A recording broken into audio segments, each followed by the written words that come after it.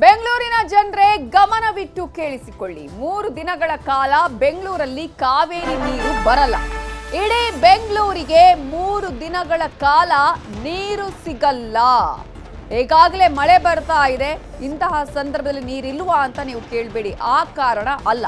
3 ದಿನಗಳ ಕಾಲ ಬೆಂಗಳೂರಲ್ಲಿ ಕಾವೇರಿ ನೀರು ಬರಲ್ಲ. ಇಡೀ ಬೆಂಗಳೂರಿಗೆ 3 ದಿನಗಳ ಕಾಲ ನೀರು ಸಿಗದೆ ಇರುವಂತಹ ಚಾನ್ಸಸ್ ಇದೆ. ಯಾವಾಗೆಲ್ಲ? ಸೆಪ್ಟೆಂಬರ್ 15, 16 ಹಾಗೆಯೇ 17 ಈ 3 ದಿನ ಕಾವೇರಿ ನೀರು ಬರೋದಿಲ್ಲ.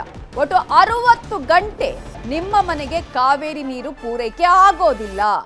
ಮೊದಲೇ 3 ದಿನಕ್ಕಾಗುವಷ್ಟು ನೀರನ್ನ ಸಂಗ್ರಹ ಮಾಡಿಕೊಳ್ಳಿ.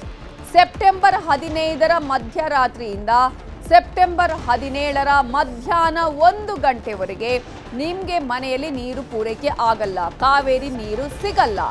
ಯಾಕೆ ಅಂತ ನೋಡ್ತಾ ಹೋದ್ರೆ ಕಾವೇರಿ ಪೈಪ್ಗಳ ನಿರ್ವಹಣೆಯ ಕಾಮಗಾರಿ ಆರಂಭ ಆಗ್ತಾ ಇದೆ.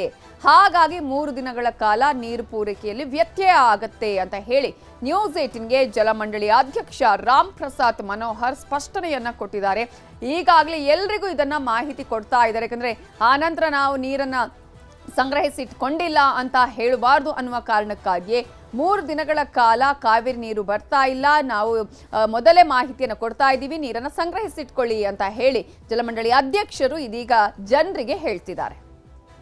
ಮುಖ್ಯವಾಗಿ ಬೆಂಗಳೂರಲ್ಲಿ ಸಮಸ್ತ ನಾಗರಿಕರಿಗೂ ಕೂಡ ನೀರು ಸರಬರಾಜು ಸಮರ್ಪಕವಾಗಬೇಕಂತ ಹೇಳಿ ಕೆಲವೊಂದು ತುರ್ತು ಕಾಮಗಾರಿಗಳನ್ನು ಕಾವೇರಿ ವಾಟರ್ ಟ್ರೀಟ್ಮೆಂಟ್ ಪ್ಲಾಂಟಲ್ಲಿ ಮಾಡೋದಿದೆ. ಹಾಗಾಗಿ 15ನೇ ತಾರೀಕು ಸೆಪ್ಟೆಂಬರ್ 15ನೇ ತಾರೀಕು ಮತ್ತು 16ನೇ ತಾರೀಕು 2 ದಿನಗಳ ಕಾಲ ಇಡೀ ಬೆಂಗಳೂರಿನಲ್ಲಿರುವಂತಹ ನೀರಿನ ಸರಬರಾಜಲ್ಲಿ ವ್ಯತ್ಯಯ ಆಗಲಿದೆ. ಹಾಗಾಗಿ ಈಗಾಗಲೇ ಯಾರು ನೀರು ತಗೊಳ್ತಾ ಇದ್ದಾರೆ ಅವರು ದಯವಿಟ್ಟು ಈ 15 ಮತ್ತು 16 ದಿವಸ 2 ದಿವಸಗಳ ಕಾಲ ಮತ್ತು 17 ಬೆಳಗ್ಗೆವರೆಗೆ ಸ್ವಲ್ಪ ನೀರಿನ ಪ್ರಾಬ್ಲಮ್ ಆಗೇ ಆಗುತ್ತೆ. ಹಾಗಾಗಿ ತಾವೆಲ್ಲರೂ ಕೂಡ ಈಗಾಗಲೇ ಮುನ್ಸೂಚನೆಯಾಗಿ ಇರುವ ನೀರನ್ನು ಸ್ವಲ್ಪ ಬಳಕೆ ಮಾಡೋದಾಗಲಿ ಅಥವಾ ನೀರನ್ನು ಶೇಖರಣೆ ಮಾಡ್ಕೊಳ್ಬೋದಾಗಲಿ. ಒಟ್ಟು 17ನೇ ತಾರೀಕಿಂದ ಸಪ್ಲೈ ಪ್ರಾರಂಭ ಆಗುತ್ತೆ. ಪ್ರಮುಖವಾಗಿ ಇದರ ಬಗ್ಗೆ ಇನ್ನಷ್ಟು ಡೀಟೇಲ್ಸ್ ಕೊಡೋದಕ್ಕೆ ನಮ್ಮ ರಿಪೋರ್ಟರ್ ಆಶಿಕ್ ಮುಲ್ಕಿ ನೇರ ಸಂಪರ್ಕದಲ್ಲಿ ಜಾಯ್ನ್ ಆಗಿದ್ದಾರೆ. ಆಶಿಕ್ ಮುಲ್ಕಿ, ದೊಡ್ಡ ಮಟ್ಟದಲ್ಲಿ ಇದು ಬೆಂಗಳೂರಿನ ಜನರಿಗೆ ಒಂದು ರೀತಿಯ ಶಾಕಿಂಗ್ ಅಂತಾನೆ ಹೇಳಬೇಕಾಗುತ್ತೆ. ಯಾಕಂದ್ರೆ ಇತ್ತೀಚಿನ ದಿನಗಳಲ್ಲಿ ನಾವು ಗಮನಿಸ್ತಾ ಇದ್ವಿ, ಕೆಲವೊಂದು ಆಯ್ದ ಭಾಗಗಳಲ್ಲಿ ಈಗ ನೀರು ಪೂರೈಕೆಯಲ್ಲಿ ವ್ಯತ್ಯಯ ಮಾಡ್ತಾ ಇದ್ರು. ಕಾರಣ ಈಗ ಏನಾದರೂ ಕಾಮಗಾರಿಗಳು ಇದ್ದಂತಹ ಸಮಯದಲ್ಲಿ ಇಡೀ ಬೆಂಗಳೂರಿಗೆ ನೀರಿರಲ್ವಾ 3 ದಿನಗಳ ಕಾಲ?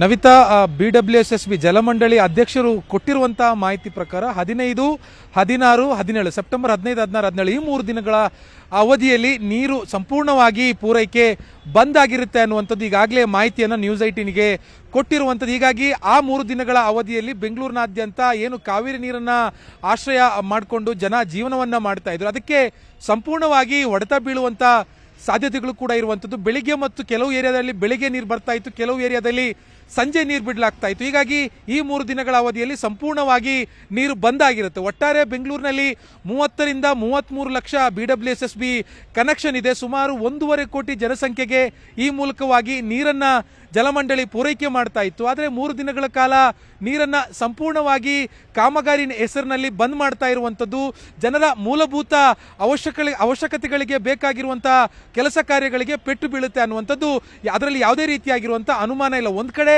ಜನರ ಜೀವನ ಶೈಲಿಗೆ ಪೆಟ್ಟು ಬೀಳುತ್ತೆ ಅನ್ನುವಂಥದ್ದು ಒಂದು ಕಡೆ ಆದರೆ, ಮತ್ತೊಂದು ಕಡೆಯಿಂದ ಬೆಂಗಳೂರಿನ ವಾಣಿಜ್ಯ ಕೈಗಾರಿಕಾ ಕ್ಷೇತ್ರಕ್ಕೂ ಕೂಡ ಬಹಳ ದೊಡ್ಡ ಪ್ರಮಾಣದ ಹೊಡೆತವನ್ನು ಈ 3 ದಿನಗಳ ಅವಧಿಯಲ್ಲಿ ಬೀಳುವಂತ ಸಾಧ್ಯತೆಗಳು ಕೂಡ ಇರುವಂಥದ್ದು. ಯಾರು ಕೂಡ ಇವರು 3 ದಿನಗಳಿಗೆ ಲಕ್ಷಾಂತರ ಲೀಟರ್ ನೀರನ್ನ ಪ್ರತಿದಿನ ಇವರು ಅಂದ್ರೆ ಕೈಗಾರಿಕಾ ಕ್ಷೇತ್ರ ಅಥವಾ ವಾಣಿಜ್ಯ ಕ್ಷೇತ್ರಗಳು ಬಳಸ್ತಾ ಇತ್ತು. ಇಷ್ಟು ದೊಡ್ಡ ಪ್ರಮಾಣದಲ್ಲಿ ನೀರನ್ನ ಶೇಖರಣೆ ಮಾಡಿ ಇಡೋದಕ್ಕೆ ಯಾವುದೇ ರೀತಿಯಾಗಿರುವಂತಹ ಫೆಸಿಲಿಟಿಗಳನ್ನ ಯಾವ ಕೈಗಾರಿಕೋದ್ಯಮಗಳು ಕೂಡ ಮಾಡಿಕೊಂಡಿರೋದಿಲ್ಲ. ಪ್ರತಿದಿನ ಲಕ್ಷಾಂತರ ಲೀಟರ್ಗಳನ್ನ ನೇರವಾಗಿ ಕಾವೇರಿ ಪೈಪ್ನ ಮೂಲಕವಾಗಿ ಜಲಮಂಡಳಿಯಿಂದ ಪಡೆದು ಕೈಗಾರಿಕೋದ್ಯಮಗಳನ್ನು ನಡೆಸುವಂತ ಒಂದು ಸಂಪ್ರದಾಯ ಬೆಂಗಳೂರಿನಲ್ಲಿರುವಂಥದ್ದು. ಹೀಗಾಗಿ ಬಹುತೇಕ ವಾಣಿಜ್ಯ ಕ್ಷೇತ್ರಕ್ಕೂ ಕೂಡ ಇದರಿಂದ ಬಹಳ ದೊಡ್ಡ ಮಟ್ಟದಲ್ಲಿ ಹೊಡೆತ ಬೀಳುತ್ತೆ. ಮುಖ್ಯವಾಗಿ ಹೋಟೆಲ್ ಇರ್ಬೋದು ಅಥವಾ ಪೀಣ್ಯ ಇಂಡಸ್ಟ್ರೀಸ್ ಇರ್ಬೋದು, FKCCI ಅಂಡರಲ್ಲಿರುವಂತಹ ಸಾಕಷ್ಟು ಕೈಗಾರಿಕೋದ್ಯಮಗಳಿಗೆ ಇದರಿಂದ ಪೆಟ್ಟು ಬೀಳುವಂತ ಸಾಧ್ಯತೆಗಳು ಕೂಡ ಇರುವಂಥದ್ದು. ಅಂದ್ರೆ ಈ ಮೊದಲಾದ್ರೆ ಹಂತವಾಗಿ ಈ ಒಂದು ಏರಿಯಾದಲ್ಲಿ ಅಂದ್ರೆ ಪಾಲಿಕೆಯ ಝೋನ್ ಏನಿತ್ತು 8 ಝೋನ್ಗಳಲ್ಲಿ ಆ ಝೋನ್ಗಳನ್ನ ಅನುಗುಣವಾಗಿ ಜಲಮಂಡಳಿಯು ಕೂಡ ಕಾಮಗಾರಿಯನ್ನ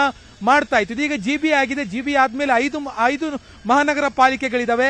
ಈ 5 ಮಹಾನಗರ ಪಾಲಿಕೆಗಳಲ್ಲಿ ಒಂದೊಂದು ಮಹಾನಗರ ಪಾಲಿಕೆಯಲ್ಲಿ ಒಂದೊಂದು ದಿನ ಕಾಮಗಾರಿ ನಡೆಸಿದ್ರು. ಪಕ್ಕದ ಪಾಲಿಕೆಯಿಂದ ನೀರನ್ನ ಪೂರೈಸೋದಕ್ಕೂ ಜಲಮಂಡಳಿಗೆ GBಗೆ ಗ್ರೇಟರ್ ಬೆಂಗಳೂರು ಅಥಾರಿಟಿ ಅಧಿಕಾರಿಗಳಿಗೂ ಕೂಡ ಸಾಧ್ಯತೆ ಇತ್ತು. ಆದರೆ ಈಗ ಸಂಪೂರ್ಣವಾಗಿ ಇಡೀ ಬೆಂಗಳೂರಿಗೆ ಏಕಕಾಲಕ್ಕೆ ನಿರ್ವಹಣೆ ಹೆಸರಲ್ಲಿ ಕಾಮಗಾರಿಯನ್ನ ಕೈಗೆತ್ಕೊಳ್ಳೋದ್ರಿಂದ ಅದು 3 ದಿನಕ್ಕೆ ಮುಗಿಯುತ್ತಾ ಅನ್ನುವಂಥದ್ದು ಮತ್ತೊಂದು ಪ್ರಶ್ನೆ. ಒಂದು ವೇಳೆ ಕಾಮಗಾರಿ ಹೇಳಿದ ಸಮಯಕ್ಕೆ ಜಲಮಂಡಳಿ ಅಧಿಕಾರಿಗಳು ಮುಗಿಸೋದಕ್ಕೆ ಸಾಧ್ಯ ಆಗಿಲ್ಲ ಅಂತಂದ್ರೆ ಜನರಿಗೆ ಬೆಂಗಳೂರಿನಲ್ಲಿ ನೀರಿನ ಹಾಹಾಕಾರ ಉಂಟಾಗೋದಂತೂ ಖಂಡಿತ ನವಿತಾ. ಓಕೆ ಆಶಿಕ್, ಈಗ ಕೈಗಾರಿಕೋದ್ಯಮಿಗಳಿಗಾಗಿರ್ಬೋದು ಅಂದ್ರೆ ಕೈಗಾರಿಕೆಗಳಿಗೆ ಸಂಬಂಧಪಟ್ಟಾಗೆ ಅವುಗಳಿಗೆ ಯಾವ ರೀತಿಯಾದಂತಹ ಒಂದು ಪರ್ಯಾಯ ಸೂಚನೆಯನ್ನ ಈಗ ನೀಡಲಾಗಿದೆ. ಜೊತೆಗೆ ಜನರಿಗೆ ಸಂಗ್ರಹಣೆ ಮಾಡ್ಕೊಳ್ಳಿ ಅಂತ ಹೇಳ್ತಾ ಇದ್ದಾರೆ. ಅದು ಎಷ್ಟರ ಮಟ್ಟಿಗೆ ಜನರಿಗೆ ಸಾಧ್ಯ ಆಗುತ್ತೆ ಅನ್ನೋದು ಕೂಡ ಅಷ್ಟೇ ಪ್ರಮುಖವಾದಂತಹ ಪ್ರಶ್ನೆ ಇಲ್ಲಿ.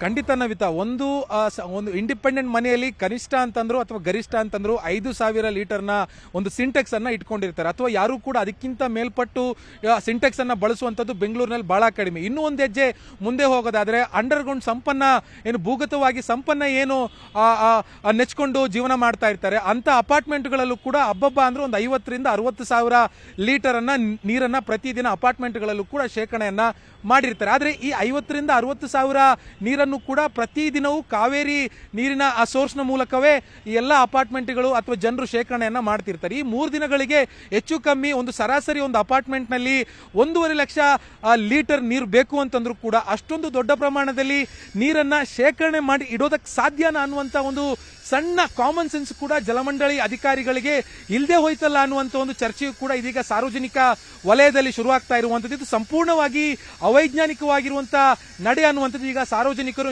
ನ್ಯೂಸ್ 18ಗೆ ಮಾತಾಡ್ತಾ ಕೊಟ್ಟಿರುವಂಥ ಹೇಳಿಕೆ. ಇದರ ಜೊತೆಗೆ ಕೈಗಾರಿಕೋದ್ಯಮಗಳಲ್ಲೂ ಕೂಡ ಪ್ರತಿದಿನವೂ ಕೂಡ 5 ಲಕ್ಷ ಲೀಟರ್ 10 ಲಕ್ಷ ಲೀಟರ್ ಬಳಕೆ ಮಾಡುವಂಥ ದೊಡ್ಡ ದೊಡ್ಡ ಇಂಡಸ್ಟ್ರಿಗಳು ಬೆಂಗಳೂರಿನಲ್ಲಿದ್ದಾವೆ. ಮತ್ತು IT-BT ಸೆಕ್ಟರ್ಗಳಿಗೂ ಕೂಡ ಲಕ್ಷಾಂತರ ಲೀಟರ್ನಷ್ಟು ನೀರು ಪ್ರತಿದಿನ ಪೂರೈಕೆ ಮಾಡಲಾಗ್ತಾ ಇತ್ತು. ಇಷ್ಟೊಂದು ದೊಡ್ಡ ಪ್ರಮಾಣದ ನೀರನ್ನ 3 ದಿನಗಳ ಅವಧಿಗೆ ಶೇಖರಣೆ ಮಾಡಿ ಇಟ್ಕೊಳ್ಳುವಂತ ಕೆಪಾಸಿಟಿ ಬೆಂಗಳೂರಿನಲ್ಲಿರುವಂತಹ ವಾಣಿಜ್ಯ ಉದ್ಯಮಗಳಿಗೆ ಕೈಗಾರಿಕೋದ್ಯಮಗಳಿಗೆ ಜನರಿಗೆ ಇದೆಯಾ ಅನ್ನುವಂಥದ್ದು ಏನು ಜಲಮಂಡಳಿ ಅಧಿಕಾರಿಗಳು ಯೋಚನೆ ಮಾಡಬೇಕಾಗಿತ್ತು. ಏಕಾಏಕಿಯಾಗಿ ಸರಾಸಾಗಟವಾಗಿ 3 ದಿನಕ್ಕೆ ನೀರು ಇರೋದಿಲ್ಲ, ನೀವು ಶೇಖರಣೆ ಮಾಡಿ ಇಟ್ಕೊಳ್ಳಿ, ಅಡಚಣೆಗಾಗಿ ಕ್ಷಮಿಸಿ ಅಂತಂದ್ರೆ ಅದು ಯಾವ ರೀತಿಯಾಗಿರುವಂತ ಇಂಪ್ಯಾಕ್ಟ್ ಬೆಂಗಳೂರಿನ ಮೇಲೆ ಬೀಳುತ್ತೆ ಅನ್ನುವಂಥದ್ದನ್ನ ಜಲಮಂಡಳಿ ಅಧಿಕಾರಿಗಳು ಊಹಿಸ್ಕೋಬೇಕಾಗಿತ್ತು. ಅದು ಯಾವುದನ್ನು ಕೂಡ ಮಾಡದೆ ಏಕಾಏಕಿಯಾಗಿ ಇದೀಗ ಮಾಧ್ಯಮಗಳಿಗೆ ಹೇಳಿಕೆಯನ್ನ ಕೊಟ್ಟಿರುವಂತದ್ದು 3 ದಿನಗಳ ಕಾಲ ಕಾಮಗಾರಿ ಇದೆ, ನೀರು ಬಿಡೋದಾಗಲ್ಲ, ಸಾರ್ವಜನಿಕರು ಕ್ಷಮಿಸಬೇಕು, ನೀರನ್ನ ಶೇಖರಣೆ ಮಾಡಿಡಿ ಅನ್ನುವಂಥ ನಿಟ್ಟಿನಲ್ಲಿ ಹೇಳಿಕೆಯನ್ನ ಕೊಟ್ರೆ 3 ದಿನಗಳು ಕೂಡ ಸಾರ್ವಜನಿಕರು ಪರದಾಡೋದಂತೂ ಪಕ್ಕಾ ನವಿತಾ. Thank you Ashik Mulki ಡೀಟೇಲ್ಸ್ಗೆ.